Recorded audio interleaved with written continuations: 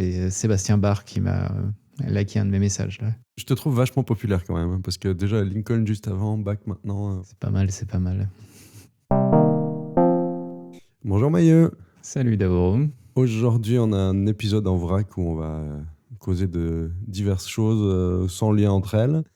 Avant tout ça, rafraîchissons-nous avec un petit peu de thé. Qu'est-ce que tu bois aujourd'hui ? Aujourd'hui, je bois un jasmin céleste de Gyeongwon-shan, qui est dans la région du Fujian en Chine. Alors, donc, c'est un thé au jasmin qui est comme les perles de jasmin, c'est-à-dire c'est vraiment un thé qui est manufacturé en boule. Sauf qu'au lieu d'avoir utilisé un thé vert, là, ils ont utilisé un thé blanc et vraiment les bourgeons, et je crois dans les premières récoltes de l'année. Si vous avez déjà goûté les perles de jasmin ou ce style de thé, c'est ce style, mais en beaucoup plus doux sur la partie thé. Comme les perles de jasmin, c'est fait par... les fleurs ne sont pas en contact direct avec le thé, il n'y a plus de fleurs dans le thé non plus, donc c'est uniquement par présence que le thé a absorbé les différentes notes de jasmin. Il y a une finesse qui est beaucoup plus intéressante, je trouve, et où il y a plus un équilibre thé jasmin que dans les thés au jasmin ou de fleurs où là c'est vraiment, on dirait que c'est que du jasmin et que le thé est presque accessoire, quoi. Et toi, qu'est-ce que tu bois ? Je bois un pu'er. On m'a offert une demi-galette qui est en fait un assemblage de 2 pu'er. Il y a un pu'er chou et un pu'er sheng. C'est pas breton, même si le pu'er chou sheng, je trouve ça très drôle. Et je crois qu'il y a des plantations de thé en Bretagne, donc il y aurait un truc à faire, je crois. Ah ouais, incroyable. Et puis, j'ai pas l'habitude du tout de boire du pu'er. Genre, je crois que j'ai pas dû en boire depuis, 2 ans, un truc comme ça. Ça fait pas mal de diversité, du coup, de retrouver des notes assez boisées, un petit peu terreuses comme ça. Peut-être légèrement cuir aussi. Je sais pas lequel des deux de l'assemblage est légèrement fumé, parce que tu sens sur la galette une odeur de fumée un peu. Ouais. C'est chouette pour l'hiver, là. Ça a beaucoup de corps quand même. La liqueur, donc la couleur du liquide, quoi, est très très très foncée. Là, j'ai vraiment un truc puis opaque, quoi. Mais j'aime bien. Je croyais que les pu'er, c'était pas trop mon truc, parce que souvent c'est très fort et je préfère peut-être un peu plus de finesse. Mais ouais, non, là, vraiment très très cool d'avoir quelque chose un peu plus rentre dedans, quoi. Tu sens vraiment que c'est bien bien présent, quoi. Les pu'er, l'infusion compte beaucoup, je trouve, sur le ressenti derrière, et c'est facile de passer un seuil où ça devient trop fort. Fort, ça peut sans dire grand-chose, mais oui, certaines notes sont pas forcément très agréables. Mais du coup, dans les pu'er qui sont comme ça, il faut pas hésiter à soit les faire un peu moins chaud, soit les faire moins longtemps aussi. Le distributeur disait 5 minutes à 95 degrés. Ce qui me paraît être un standard pour le pu'er, je sais pas. Ou c'est peut-être plus longtemps les pu'er d'habitude ? Entre 3 et 5 minutes, je pense, la norme. Je le goûte vraiment à l'instant. Donc c'était sa première infusion. Je me demande combien de fois je vais pouvoir le faire infuser. Est-ce que ce sera 3, 5, 10 ? Et je confirme qu'il y a au moins 4 cultivateurs de thé en Bretagne. Donc le pu'er chou sheng, lancez-vous.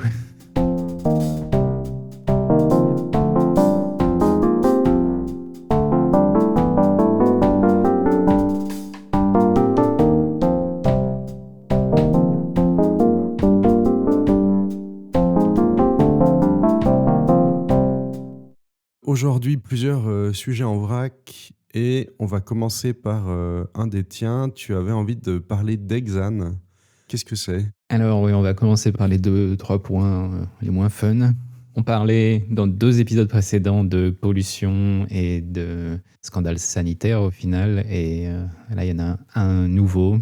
Greenpeace a publié le 22 septembre apparemment de cette année, donc un rapport à propos de la découverte de présence d'hexane dans tout ce qui est huile. L'hexane, c'est un dérivé de pétrole qui est connu comme étant cancérogène, mutagène, reprotoxique, neurotoxique aussi. Pas super pour la santé. De manière générale, c'est pas génial. Il est utilisé en fait pour faciliter l'extraction de l'huile dans tout ce qui est graines, type graines de tournesol, graines de colza. Toutes ces huiles qui sont extraites avec principalement des graines, mais aussi tous les endroits en fait où il y a peu d'huile et on veut maximiser l'extraction. Ouais. Normalement, c'est quelque chose qui n'était pas censé se retrouver dans l'huile à la fin, Comme c'est un truc qui est utilisé dans la production intermédiaire, c'est pas un ingrédient, donc il n'y avait pas non plus vraiment de vérification à la fin, ou alors peut-être qu'il y a eu des vérifications et que ça a été caché.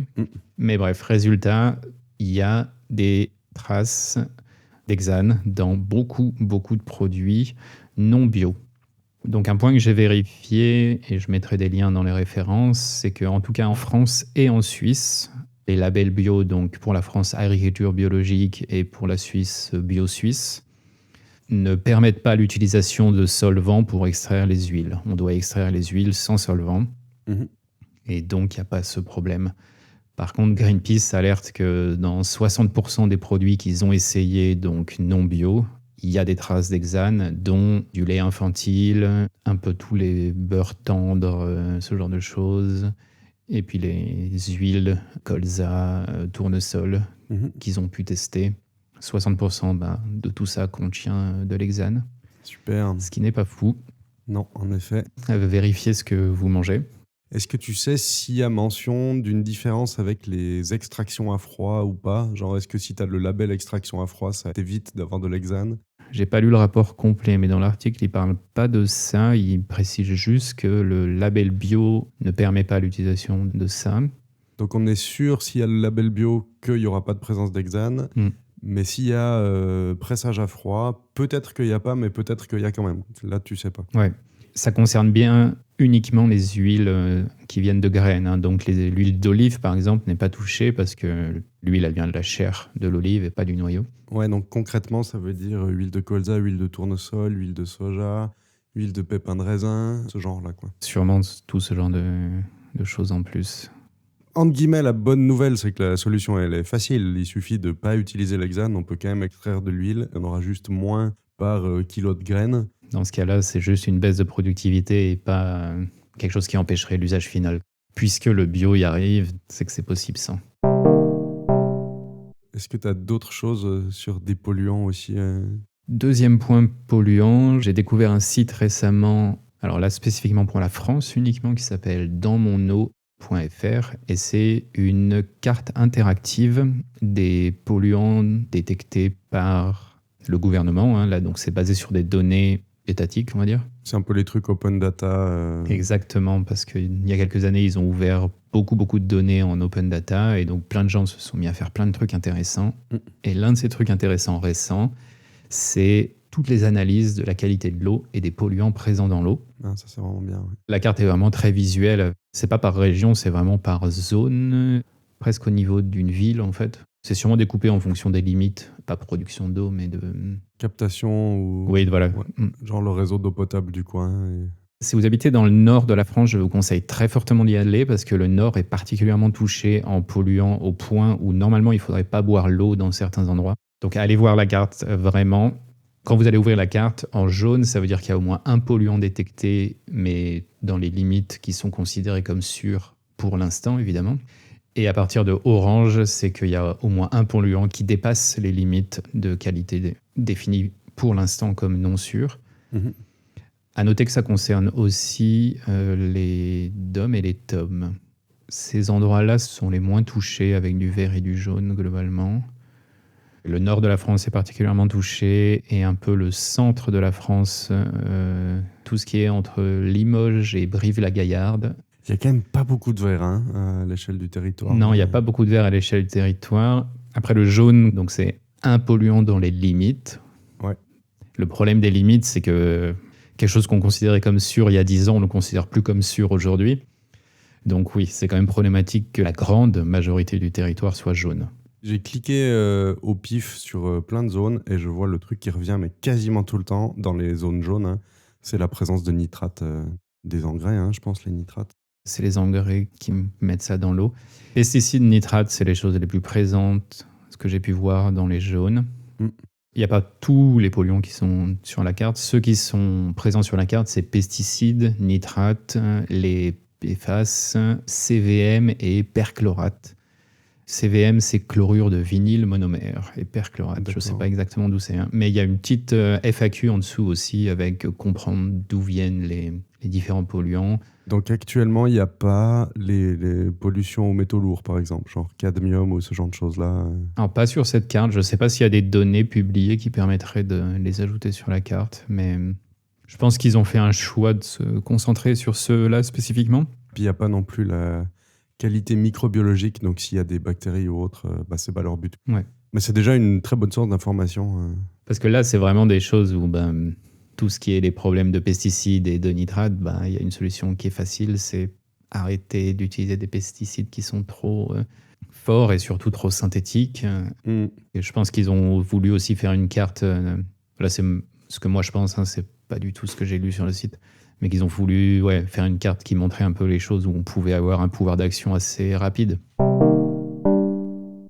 Est-ce qu'on attaque quelque chose d'un petit peu plus léger Pour rire un tout petit peu, j'aimerais juste parler de Palmzy, qui est un faux réseau social que j'ai dû trouver sur un article il y a à peu près une année. Je ne crois pas qu'il a été mis à jour depuis, mais je trouve l'expérience un peu rigolote pour essayer peut-être de se débarrasser de l'addiction aux réseaux sociaux, mais de quand même avoir la petite joie de... La dopamine. Voilà, la dopamine d'un réseau social. C'est donc ce que propose Palmzy. On publie avec des grosses guillemets quelque chose, mais en fait, ça ne quitte pas notre téléphone. Et les likes qu'on va recevoir en retour sont complètement faux. C'est l'application qui les génère, voilà. C'est ça. On peut donner à l'app accès à nos contacts, et dans ce cas-là, les personnes qui vont générer les fausses interactions, ce sera leurs noms qui vont apparaître, quoi. Et si on donne pas à l'application accès à nos contacts, ce sera juste des noms aléatoires. Exactement. Donc si vous avez envie de croire que vos amis vous aiment bien et qu'ils vous mettent des likes, donnez l'accès aux contacts, quoi. Je sais pas quoi en penser. D'un côté, c'est rigolo, comme petite expérience, et peut-être comme statement, comment on dit ça ? Comme un message ou... Pour dire, regardez, même si c'est faux, vous avez quand même la dopamine qui vient, même si vous savez que c'est faux, ça fait quand même plaisir d'avoir des petits numéros qui montent. Puis de l'autre côté, je sais pas, est-ce que c'est pas terriblement cynique de « Ah, j'utilise quand même parce que j'ai besoin de ça » au lieu de « on s'en fout en fait ». Quelle est l'utilité d'un réseau social si ce qu'on en cherche, c'est que d'avoir des likes qui montent Là, j'ai installé l'app, justement, et il y a Abraham Lincoln qui vient de liker un de mes posts, donc je suis très content. Est-ce que ça peut servir à des gens qui sont addicts quand même ou... Je pense que c'est juste une manière fun de dénoncer ça, de souligner cette tendance à juste vouloir des likes. Parce que là, tu l'as installé, tu penses que tu vas l'utiliser plus que les 3 minutes qui suivent ou... Non, je ne pense pas. Je pense qu'à la fin de cet enregistrement, je vais la désinstaller. Ça ne me sert pas à grand-chose. Mais par contre, quand on crée un post, en fait, donc on envoie avec des guillemets toujours le post, puisque rien ne quitte le téléphone. Et après, si vous avez accepté les notifications, vous allez recevoir des vraies notifications sur votre téléphone qui vous disent machin a liké votre message, etc. Donc, c'est faux et on peut quand même être distrait, c'est génial. Exactement. Allez, autre petit truc un petit peu technique. J'avais vu il y a une bonne année un Kickstarter pour des grands écrans e-ink. Là, c'est un écran 25 pouces en l'occurrence. C'est sorti apparemment avec peut-être toutes les guillemets de ça vient de Chine sur leur shop à eux, donc la diffusion n'est pas gigantesque, quoi, mais apparemment on peut les acheter. Donc écran e-ink, ça veut dire que c'est de l'encre liquide qui sert à afficher les images. Mais pour maintenir l'image, il n'y a pas besoin d'électricité, donc ça consomme beaucoup moins d'énergie. Et aussi, pour le confort des yeux, ça peut être vachement mieux qu'un écran classique parce que ce n'est pas forcément nécessaire de les éclairer. Parce que c'est comme du papier, s'il y a assez de lumière à l'extérieur, on le voit. Alors que les écrans LCD dont on a l'habitude, ou OLED aussi, l'écran doit générer sa lumière, sinon on ne verra rien. L'écran 25 pouces couleur, il a qu'un taux de rafraîchissement de 33 images par seconde, ce qui n'est pas fou pour un écran, mais ce qui est très bien pour un écran e-ink, ça commence à devenir utilisable pour lire du texte, pour en taper, même pour surfer sur Internet. Je pense que les vidéos, ce sera un peu moyen quand même, mais... T'es sûr. Et il propose aussi un écran 10 pouces, donc c'est l'équivalent d'un iPad à peu près, en noir et blanc à 60 Hz. Donc là, on a un taux de rafraîchissement qui est tout à fait acceptable. Mon écran de PC, il est à 60 Hz par exemple, et ça marche très bien. Je trouve ça cool que la technologie se développe, dans ce sens-là, parce que j'aimerais bien voir des écrans e-ink un peu partout. Ça consomme moins d'électricité, puis c'est agréable pour les yeux. On peut l'utiliser uniquement en lumière indirecte, donc utiliser la lumière de sa pièce pour éclairer l'écran. Et ça rend les écrans e-ink très intéressants. Ils sont beaucoup utilisés de nos jours, c'est assez connu sur les liseuses numériques. C'est là qu'on les retrouve le plus facilement, hein, d'ailleurs. À un moment donné, j'avais un peu considéré acheter un écran comme ça pour essayer, principalement pour le code, parce que c'est typiquement quelque chose où on n'a pas besoin d'un taux de rafraîchissement qui soit hallucinant. Je pense que pour ce genre d'utilisation, ça doit être pas mal. Après, moi, récemment, j'ai changé de liseuse. Je me suis acheté d'occasion une Boox Palma 2. Ça a la forme et la taille d'un smartphone, mais il n'y a pas de carte SIM, il n'y a pas de partie téléphone, en fait. C'est plus petit qu'un Kindle ou un Kobo, ce genre de truc. Ça tient dans une main, là, vraiment. Et pour lire, j'en suis content. À partir du moment où j'ai ouvert l'application pour lire et que je lis, ça va.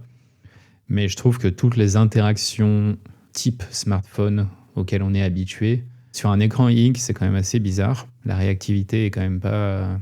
C'est un peu dur à savoir. Est-ce que c'est la faute de l'écran? Est-ce que c'est le matériel qui est utilisé en dessous? Est-ce que c'est Android? Parce que c'est Android aussi et je ne suis pas du tout habitué à Android. Mais les mouvements qui, sur iPhone, me paraissent très naturels, en fait, là, à chaque fois, c'est un peu... Est-ce que ça va marcher? Est-ce que ça va pas marcher? Pour la partie lecture, c'est très bien. Mais dès qu'il faut changer d'application, s'il y a besoin de changer d'application, globalement, moi, j'ai qu'une application que j'utilise dessus qui est mon application de lecture de livres. Donc, c'est pas non plus des choses que je fais souvent. Mais voilà, donc je sais pas trop. Sur un écran comme ça d'ordinateur, ce sera différent puisqu'évidemment, il n'y a pas ce côté tactile. Tout sera contrôlé par le clavier ou la souris. Mais il y a un peu ce côté où est-ce qu'il ne va pas y avoir ce petit lag, ce petit temps de réaction supérieur auquel on n'est pas habitué et qui va faire que c'est bizarre à utiliser. Sur l'écran couleur 25 pouces à 33 Hz, donc 33 images par seconde, je pense qu'on voit ce petit temps de réaction. Si on fait des tâches où l'image change beaucoup, comme regarder une vidéo, scroller très vite, s'il faut déplacer des choses, quoi. Par contre, je pense que pour écrire du texte, ça, il n'y a pas de problème, parce que c'est juste quelques caractères qui s'affichent et du coup, c'est pas trop gênant. Cela dit, en tout cas, c'est ce qu'ils promettent, hein, d'avoir un écran, là, le 10 pouces, qui est à 60 Hz, mais seulement en noir et blanc. Mais je pense que 60 Hz, c'est sûr que ça marche, quoi. Après, c'est que en noir et blanc, donc qu'est-ce qu'on fait avec? Et c'est que 10 pouces aussi. Mais comme, je sais pas, petit écran de voyage pour avoir un mini ordinateur avec, ça peut être pas mal, hein. Donc bon, intéressant là comme développement technologique plutôt que le reste. Je pense pas que je me lancerais pour acheter un truc comme ça, mais j'aimerais bien que ça progresse un peu plus.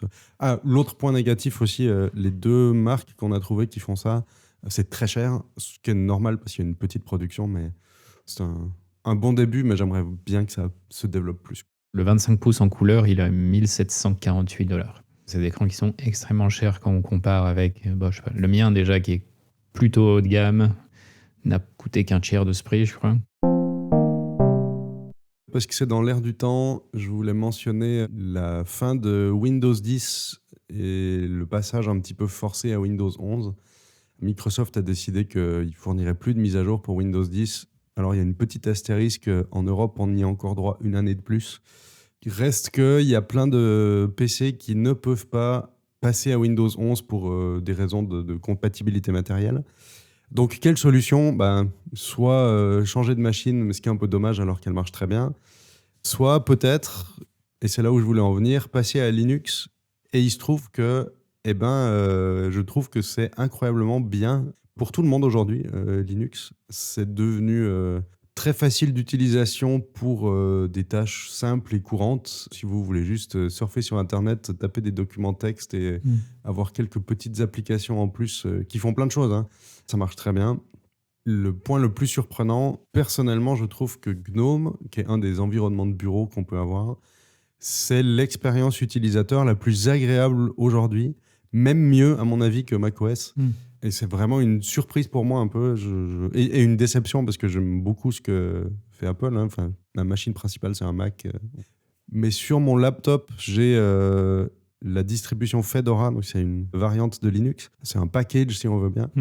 Et Fedora vient avec l'environnement de bureau GNOME et c'est tellement agréable à utiliser. Les applications sont très très propres, c'est très très clair, c'est très facile d'accès aussi.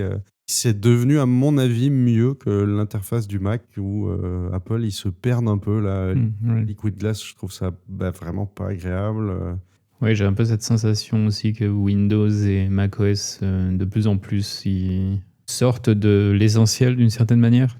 Avec cette course aux IA partout aussi, et ce genre de choses, on a l'impression qu'ils font un peu des choses juste pour faire des choses et plus pour que ce soit un bon outil à utiliser au jour le jour. Mm.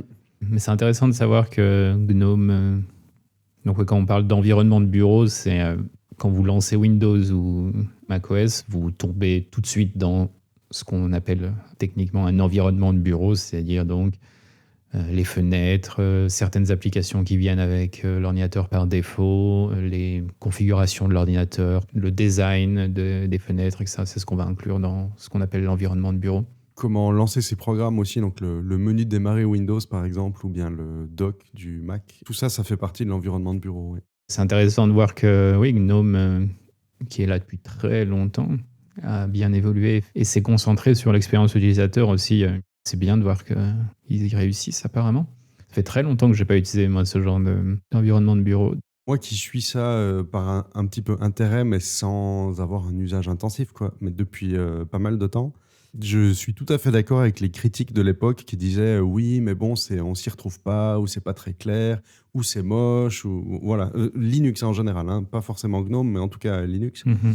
Et c'était vrai, et ça peut toujours être vrai si on va prendre des trucs obscurs pour des utilisateurs très avancés qui s'en foutent de l'apparence. Mais par contre, aujourd'hui, pour tout un chacun, des environnements comme GNOME ou KDE sont très léchés. Il y a un gros effort qui est fait sur le design, sur la lisibilité, sur la facilité d'utilisation et d'accès.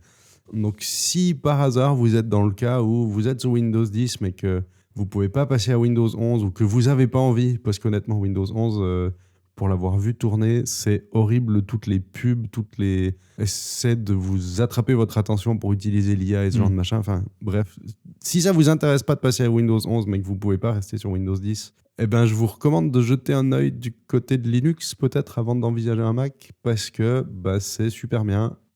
Faites une recherche sur Fedora, Linux Mint, c'est 2 distributions faciles à utiliser.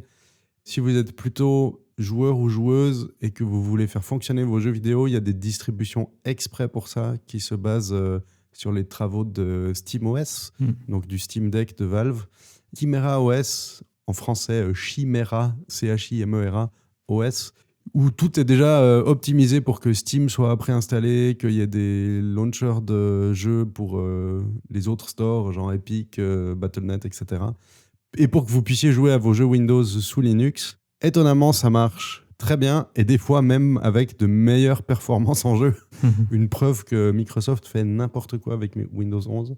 Sur le jeu vidéo, je trouve le travail donc, de Valve, qui est à la base uniquement un éditeur de jeux et qui a créé cette plateforme de distribution de jeux qui s'appelle Steam.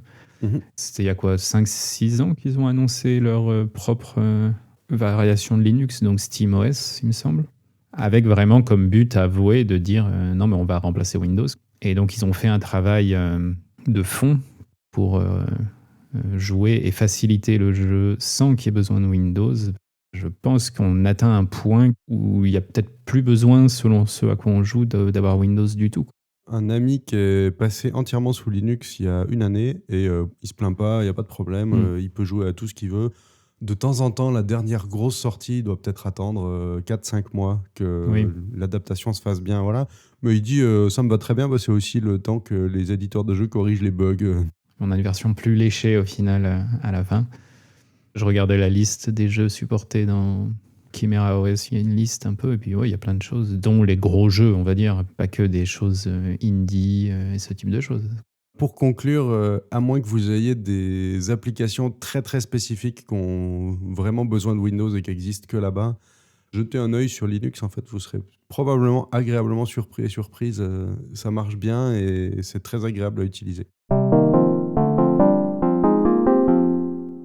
On va conclure l'épisode là avec quelques petites recommandations culture.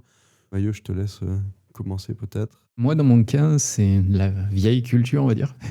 C'est pas tout à fait vrai. Il y a un lien qui est relativement récent.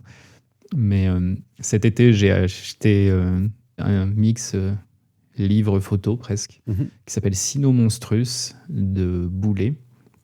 Quand Pokémon Go était sorti, donc ce jeu sur téléphone mobile où il faut sortir dans la rue pour aller chasser des Pokémon pour de vrai, il y a eu toute une phase où en France, la sortie s'est fait retarder. Pour installer le jeu, il fallait installer des versions entre guillemets piratées du jeu. C'était le seul moyen d'y jouer en France pour les 2 premiers mois, je crois. Et il est parti de cette idée de quelqu'un qui installe une version piratée du jeu, sauf que c'est une version piratée du jeu qui est vraiment morbide. C'est pas du tout les jolis Pokémon enfantins, etc. Là, on est sur du vrai monstre. Il crée une histoire à partir de ce point de départ et j'ai beaucoup aimé la manière dont c'était fait, le fait donc et l'idée c'est qu'il prenait des vraies photos, qu'il prenait lui sur son téléphone ou des anciennes photos à lui et il dessinait un monstre dans la photo. Tout le livre est construit comme ça et via des petits paragraphes de texte qui décrivent en fait chaque monstre, il fait avancer l'histoire de cette personne, plus ou moins lui, qui a installé cette version piratée de Pokémon Go. De ce que je comprends, il y a aussi tout un truc qui tourne autour de la tradition du creepypasta. Donc ça raconte une histoire de oui, mais en fait c'est quand même vrai. Ces monstres sont vraiment là. Il y a ce petit côté surnaturel qui a l'air d'être très chouette. La personne pense que tout est virtuel, mais en tout cas en tant que lecteur, on comprend très vite qu'il y a un impact sur le monde de cette personne dans les premières pages. Donc je spoil rien. J'ai trouvé ça très bien. J'aime pas trop les trucs d'horreur ou autre de manière générale. Et puis là, je veux pas du tout trouver ça flippant ou quoi que ce soit. Mais on sent, il y a un peu un côté tension, presque thriller, avec des recherches de gens, etc. Retrouver des informations. Enfin, donc, il était assez fun à lire. Vu qu'on est un petit peu sur un truc à la limite de la BD, moi, je vais recommander Shin Zero, qui est une collaboration de 2 de mes auteurs favoris, je pense. Mathieu Bablet et Guillaume Singelin, qui ont sorti le premier tome d'un manga. Alors un manga à la française, hein, vu que c'est 2 auteurs français qui dessinent ça. Ce sera en 3 tomes et c'est des Sentai. Donc il faut imaginer ces super-héros comme Bioman, les Power Rangers, voilà. Mais dans un monde uberisé. Donc, en fait, les Sentai se sont battus contre des gros monstres façon Godzilla, etc. Ces monstres-là ont disparu parce que les Sentai ont gagné. Qu'est-ce qu'il leur reste ? Heureusement, il y a des apps genre Sentai facile.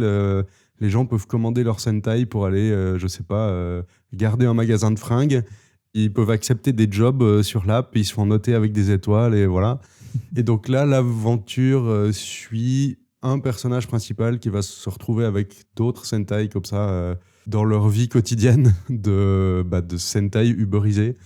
Mathieu Bablet au scénario, il écrit toujours des trucs cool. Guillaume Singelin au dessin, j'adore ses dessins. C'est incroyablement travaillé en plus. C'est vraiment très très beau là, à regarder, à lire. Sachant que moi, je suis pas un lecteur de manga. C'est peut-être le premier que je lis et je sais pas si on peut vraiment appeler ça un manga vu que c'est français. Et aussi le format des Sentai, c'est pas quelque chose qui m'intéresse du tout, mais connaissant les 2 auteurs là, je fais non, je prends. Ça aurait été de quelqu'un d'autre, j'aurais jamais acheté ça. Et donc Mathieu Bablet, il avait fait Carbone et Silicone que tu avais aussi conseillé l'an dernier ou il y a 2 ans, je ne sais plus. Ouais. Et que j'avais du coup lu et qui était vraiment très très bien. Qu'est-ce que tu avais d'autre comme recommandation ? Quand je parlais de choses un peu vieilles, on s'est mis à regarder tous les Miyazaki. On a pris la liste de tous les films où il était directeur, producteur ou écrivain, scénariste, pardon, en français. Juste pour rappeler aux gens, donc Miyazaki, c'est principalement un directeur et producteur de films d'animation du studio Ghibli. Voilà, ça vous parlera peut-être plus. Souvent, on dit les Ghibli quand on pense aux Miyazaki, mais Ghibli a produit beaucoup plus de films que juste ceux des Miyazaki. Je crois que Miyazaki en a fait 15, quelque chose comme ça, ou entre 12 et 15 dans le studio Ghibli, et il y en a au moins autant qui ont été produits et où lui n'a pas été sur la production ou la direction ou le scénario, justement. Parce qu'il y en avait plein qu'on n'avait pas vus, et donc on s'est dit, bon, on va tous les voir, et puis on va tous les regarder, mais dans l'ordre dans lequel il les a créés. Ouais. Personnellement, je conseille de les voir tous, en tout cas tous ceux que j'ai vus pour l'instant. Le prochain qu'on va regarder, c'est Princesse Mononoke, donc on a vu tous ceux qui sont pré-1997. Moi, j'avais jamais vu Nausicaa particulièrement, qui est vraiment bien. Donc Nausicaa, c'est un film qui est basé sur un manga que lui avait écrit. Le manga est en 5 tomes et le film couvre, je crois, que le premier tome et demi, en gros. Donc il y a plus derrière encore. Le film est complet en soi, hein. Il y a une vraie fin. Bon, comme toute histoire, de toute façon, il faut arrêter quelque part et il y a forcément quelque chose qui va se passer après. Mais le film est complet en soi. Ça m'a donné envie d'aller chercher les tomes même et de les lire, ce que j'ai toujours pas fait. Et puis sinon, dans ceux que j'avais pas vus, il y avait Porco Rosso aussi qui vaut le coup, vraiment. Il était assez intéressant. Je vais pas faire la liste complète parce que je trouve qu'ils vaillent tous le coup. Ouais. Kiki est particulièrement bien, avec aussi un discours sur la créativité assez intéressant. Enfin, et puis là, Kiki, c'est vraiment visible par toute la famille. Je recommanderais d'aller voir ceux que vous n'avez pas vus. J'en avais revu beaucoup en tas il y a 1 an et demie avant de partir en voyage au Japon pour un peu me replonger dans la culture. Et c'est très chouette de les voir de manière un peu condensée, alors que moi je les avais vus un peu au rythme des sorties à partir du début des années 2000, quoi. De pouvoir en voir plein avec quelques jours, semaines d'écart, on se rend un peu compte des thèmes qui reviennent et du coup c'est cool d'avoir ces éléments comparatifs. Généralement, le lendemain qu'on a vu le film, on en rediscute un peu, puis faire « Ah ouais, là c'est le premier film où il n'y a pas d'armes du tout, par exemple, il n'y a pas de contexte de guerre, etc. » Donc c'est assez intéressant de voir un peu les thèmes qui sont abordés au fur et à mesure, tout ce qui est commun entre chaque film. Et ouais, rigolo. Et ensuite, est-ce que toi, tu as autre chose ? J'aimerais mentionner le livre qui vient de paraître de Rebecca Warrior. Le livre, c'est Toutes les vies. Ok. Rebecca Warrior, c'est une chanteuse que vous connaissez peut-être pour ce qu'elle fait dans Sexy Sushi, Compromat, Mansfield.tya. Elle a écrit là une autofiction. Je connaissais pas le terme autofiction. C'est en fait une autobiographie, mais légèrement romancée. Il y a quand même quelques petits détails qui sont pas forcément 100% réels, quoi. Mais la base est tout à fait correcte. Ça parle du cancer et malheureusement du décès de sa compagne. J'ai lu que les 2 premiers chapitres et c'était tout à fait OK dans ce qui se passe, quoi, parce que c'est les débuts, je pense. Mais apparemment, oui, il y a quelques... En tout cas, dans les critiques que j'ai pu lire avant d'aller acheter le livre, il y a quelques notes qui reviennent pour dire que c'est forcément pas très joyeux. Oui. Mais ça a l'air d'être très beau. Je vais gentiment me mettre dedans. Les gens disaient qu'une fois qu'on le commence, il se lit très vite parce qu'on est très absorbé. Et ça a vraiment été mon cas pour les 2 premiers chapitres. Je voulais en lire que 1 ou 2 pages pour voir. Et non, vraiment, je suis vraiment resté dedans. Le style est très chouette. Ça se base pas mal à base de lettres qu'elles peuvent s'écrire les deux. C'est peut-être ça le côté auto-fictionnel, justement. C'est qu'elles se sont probablement jamais écrit ces lettres, mais que c'est juste pour raconter leurs expériences, quoi. Alors, je connaissais Rebecca Warrior. Je l'ai connue via Sexy Sushi, justement, au début. Et j'ai écouté un peu tous les groupes qu'elle a créés. J'étais aussi très surpris de la qualité des textes que j'ai lus. Là, je la savais pas aussi bonne autrice, en fait. C'est très bien écrit. Pour ta dernière recommandation culturelle, je vois dans la liste, tu as mis une démo. Si jamais ça vous parle pas, une démo, on a fait un épisode sur la démo scène. Tu m'as envoyé ça il y a pendant l'été, quelque chose comme ça. Et donc, c'est une démo très récente, puisque je vois qu'elle vient de l'événement Révision 2025. Et elle est très impressionnante, parce que c'est une démo donc là sur catégorie vieil ordinateur. C'est sur un Amiga avec un processeur 60060. Et la démo est quasiment entièrement en 3D temps réel. Des fois, il y a des scènes complètes et des fois, c'est un bout de 3D intégré sur de la 2D. Ouais. Avec donc des machines qui n'ont jamais été faites pour ça et qui n'ont jamais été considérées comme capables de faire de la 3D. Mais enfin, c'est comme d'habitude avec les démos, ils repoussent les limites des machines le plus possible. Très impressionnant techniquement. Et elle ne tombe pas, je trouve, dans cette pure technique, justement, qu'on avait pu discuter dans l'épisode. On sent qu'il y a certaines scènes où c'est la scène classique de tiens, on va mettre un peu de zoom rotoscopique, on va mettre un peu de polygones en 3D qui bougent, etc. Mais là, c'est vraiment dans l'espèce de narration de la démo, quoi. C'est pas juste gratuit avec on passe d'un truc, puis un truc, puis un truc. Toute la démo en elle-même, là, il y a un style visuel qui est cohérent de A à Z et je trouve qu'il est super classe en plus. Le style visuel, il est beau et tout. Et puis, comme tu dis, il y a cette histoire, quoi, du loup rouge, qui est le nom de la démo, hein, Lupus Reditus, loup rouge. Ouais, donc très, très impressionnant. Comme quoi, il y a toujours des choses nouvelles qui se font là-dedans. Et ils continuent de pousser ce que certaines vieilles machines arrivent à faire. Et vraiment, beau travail. Ça dure que 4 minutes et c'est beau à voir. Ouais. Beau travail, comme tu dis. Du coup, toi, tu avais encore un dernier partage, peut-être? Très court, en 2 mots, j'ai découvert sur le tard, parce que ça existe depuis un bon moment. C'est justement le podcast Un bon moment, qui est animé par Kian Kojandi et Navo. Pour celles et ceux qui ne connaissent pas, c'est les auteurs de Bref, qui sont plus que ça, hein, c'est des auteurs de multiples choses, des stand-uppers aussi. Et dans leur podcast Un bon moment, ils invitent des gens, j'ai l'impression qu'ils connaissent, parce que je n'ai pas écouté tous les épisodes. Et le but, c'est juste qu'ils passent un bon moment. Donc, ils parlent de tout et de rien. Et il y a de temps en temps des mini-jeux pour animer un peu le truc, mais qui sont là de manière un peu sympa. J'aime beaucoup le concept de multi-blind test. C'est d'essayer de retrouver les chansons, mais en fait, les 6 chansons sont diffusées en même temps. Donc, superposées. D'accord. Quand tu trouves un des titres, il l'enlève pour que du coup ça soit un petit peu plus clair en fait. Ah, ouais, intéressant comme idée. L'idée est bien et en fait je pense que c'est aussi un moyen de contourner le copyright strike. T'entendras jamais une seule chanson parce que quand il en reste 2, il faut trouver les 2 dernières en même temps. C'est malin. Ce qui fait qu'il passera jamais la chanson seule, tu vois. Très très malin. C'est juste un prétexte pour rire. De temps en temps ils se roastent entre eux aussi. Enfin bref, de manière générale, c'est juste de la tchatch entre amis autour d'un verre. Ça pourrait être ça. Il pourrait être au bistrot en train de prendre l'apéro et discuter. Comme tout ce genre de podcast, c'est peut-être dépendant des invités. Moi, il y en a que j'irai jamais écouter, je pense, parce que je les connais pas, ça m'intéresse pas. Mais les gens qui m'intéressaient un peu, qui viennent les voir, j'ai vraiment entendu des trucs super chouettes.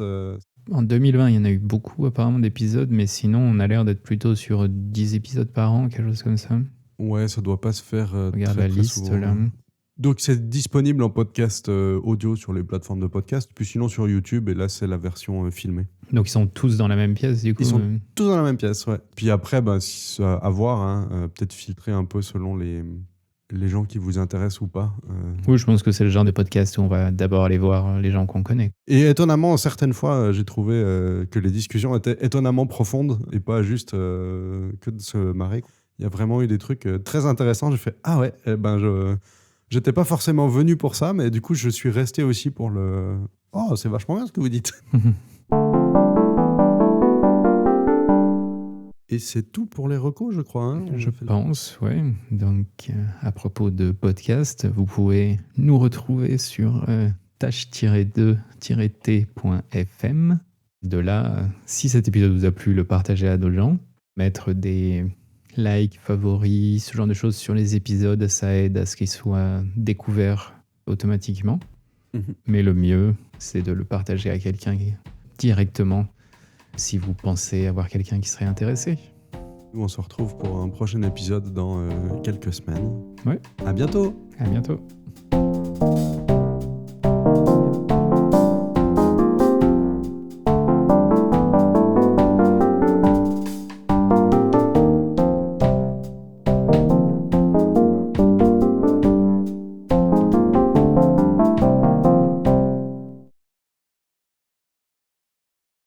Bon, attends, il faut que je stoppe l'enregistrement et que je recommence.